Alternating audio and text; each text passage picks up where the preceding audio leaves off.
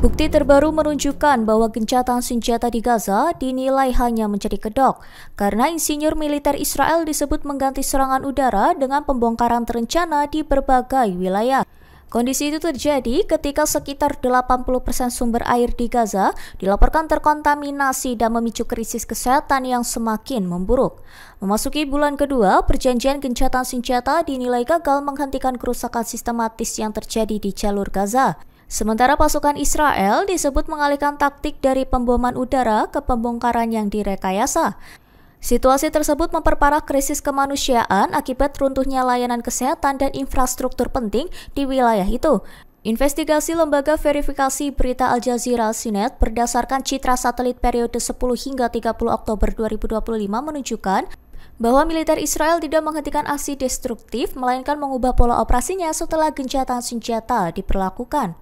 Data analisis itu mencatat adanya peningkatan kegiatan pembongkaran yang dilakukan secara sistematis menggunakan bahan peledak. Sebanyak 103 operasi peledakan dan pembongkaran tercatat berlangsung dalam rentan waktu tersebut. Pembongkaran itu dilaporkan terkonsentrasi dalam area yang dikenal sebagai garis kuning, yaitu zona penarikan awal pasukan Israel.